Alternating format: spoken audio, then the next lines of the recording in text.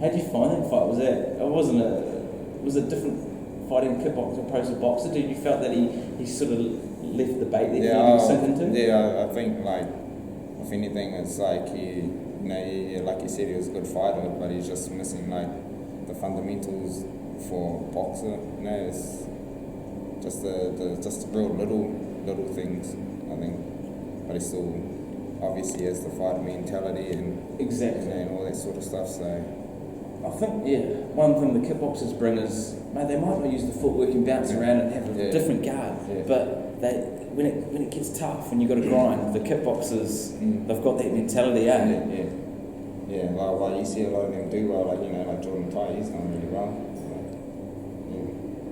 Well, exactly that, and some of the guys like Izzy and other guys that are cross jumping. One of the fights I was going to mention, though, I didn't mention that because I want to talk to you more about it. Ivana, is that what's his last name? Sue.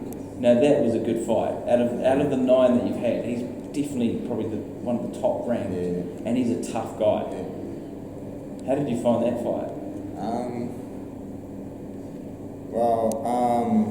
I think it was a good thing that I just had good preparation for it because I've been offered the fight before, I think, or we've sort of approached, to have that fight on before. I think back then I would have had a harder time than I did now, just because I didn't really know who he was. So I just sort of took it as what it was. So now that I had sort of good preparation for it, had a bit of a plan going into it. What was hard though was I had about 4 people in the crowd that I knew, and because it was their show, everybody was going for Ivana, so that was probably the hardest thing. But get over it. One of the first fights I actually emceed for you was at the Cozzy Club in North Shore against a very, very hard veteran, a journeyman in a sense. Now he came out, he just didn't go down. You were landing some murderous shots on him. Now near the end, you confirmed this with me because I had thought that his head hit the table and the decision had come. Oh, that was Ricky. I fought on that card. No, I didn't. No, so you didn't fight him. Was that somebody else? Yeah. Who did you fight that night? I can't remember what I fought there. Maybe it was Panovit who fought that guy. Because you and Panovit are totally different weights, right? Yeah. He's a lot heavier than you, isn't he? Super middle, maybe. So would you know how a lot of fighters do, some to jump up weight, below. Yeah. If you at this weight, would you ever go up or down for you? What would it be? I don't know. It would be easier to go up. I mean, weight-wise, it would be easier to go up, but I don't know. Henry always tries to get me down to welterweight. I don't know. He's been trying to get me there since I made it way back, and since I was like 15 or 16. He still believes that I can make it, So. But for you, especially after Christmas, and that'd be a damn struggle. What do you walk around at now, if you don't mind saying? Probably low 70s and low to mid 70s, depending on.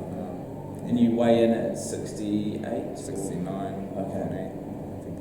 Not too much of a cut. I mean, considering, some of the pro boxers and the UFC guys are dropping, 20, 30 pounds in a couple of weeks, that's not too bad. Well, usually I drop it all in the last week. I don't know why.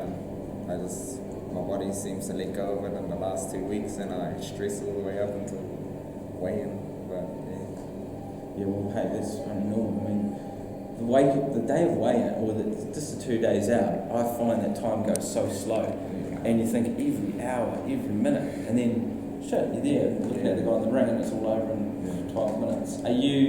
Some people like to just zone out before they fight. Some people just like to get pumped up by music. What's your strategy or technique before a fight? I've got a ritual, and I've been doing this for years now. Obviously, I usually wake up early so I can nap during the. When I say early, I mean 7. But then I sort of do things around the house. Have light snack here and there, and then sort of do things to kind of time me out. Then I go to sleep, wake up. I have about 3 showers a day. I don't know why, but I just have showers. Yeah. And then yeah, just shut up before the fight. Just sometimes do you watch any of your favourite fighters or say, oh, I'm going to try to do that? Do you have any favourite fighters that you emulate to? Not nowadays, but way back when I first started, I used to like Felix Trinidad. He used to be, so him and De La Hoya used to be my favourite fighters. Yeah, I just like sort of like the attitude towards the ring rather than their style or anything. That's like they're fighters. So yeah. And what about? I've been asking a lot of fighters these days. Their diets, meditation, sports psychology. What are your thoughts on that? Some people go, look, I just train hard, I eat good, get in there, and others are getting a little bit more scientific about it or believe in that. Yeah. What are your thoughts around all of that? Must work. I mean, all the top athletes are using it, doing it. So I don't know. I haven't had too much experience with it, so I can't really comment on it. But well, obviously nutrition is a big. Do you plan your own meals? Do you get a little bit of assistance from anyone? Yeah, probably for about 3 days until I fall off the wagon. But then my missus chucks me back on the wagon, and I have to prep my meals again. So yes and no, I guess. Yeah, I guess it gets to a level, and too when you look at these sports stars or All Blacks or Joe Parkers, the revenue stream they're on enables them to get a psychologist, a bloody nutrition, etc. You've just got to, I guess, work with what you have and do what you can at the time. But yes, it's becoming a bit more important these days, the diet and the whole mentalism side behind it. Now, well, we way away now. You're probably just training hard. You probably start the weight cut 2 or 3 weeks out. Yeah. Like everybody always sort of like on my case, like, oh, how's the weight? Okay, yeah. But yeah, I don't worry too much about my weight as long as it's not going up.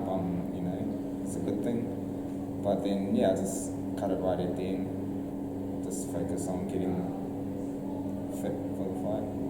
Being a boxer and do you get that every time you go out? When's your next fight? That's the first question everybody asks. And do you get sick of it, or do you just feel like that comes with fighting and everyone knows?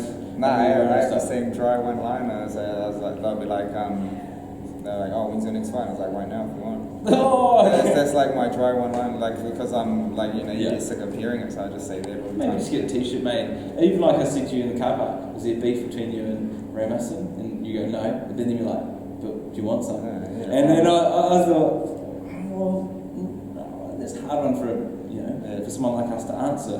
Not really, but maybe. But yeah, obviously, that's just a fight game. Yeah. So now and then you come up with those one-liners. What's the reaction do you get? Do they just go, oh? Yeah, it's the same thing all the time, and I just like I don't know. I laugh at myself all the time. I think I'm a comedian. Nice. Maybe that could be a side venture after boxing. Nah, I can't even talk on the camera. Craig's the promoter, right? Has he always been your promoter? I guess he's always helped me out with the fights. I guess so. Yeah, but I haven't had a long career, so. Yeah, because how long have you been pro? A couple of years now. Yeah, not too long at all, eh? So, and to be third, that's awesome. Like you said, Ray's been in the game a while. Yeah. He's had a few more fights than you, but he had that break. You've just jumped back on the scene. You're number 3. Up above you is Gunner, who's fought all around the world. He's fought all the names we've mentioned today, and then he just mentioned that Ricky Murphy is, it was news to me, that's been vacated. Yeah, I don't know. We'll have to go find out about that, but that's great news, because what we're finding is once you've got that title, you've got a bit more leverage, you've got a bit more bargaining power, people coming to you, and that would be obviously on your goal list for this year, right? Yeah, you're saying. Awesome. All right, well, no, really, really appreciate you coming out today. You've mentioned some of your trainers earlier. Is there anything else you want to say? Have you got an Instagram or a Twitter or a Facebook that you want people to follow you on? All right, follow me on Facebook and Instagram. What's your name on Instagram? Oh. On Facebook, is it Shay Brook? Shay Brook Boxer. Shay Brook Boxer. I think that's for both of them actually. Oh, okay, cool. Well, I'll go follow that now if I'm not on it. And we really, really look forward to your bout with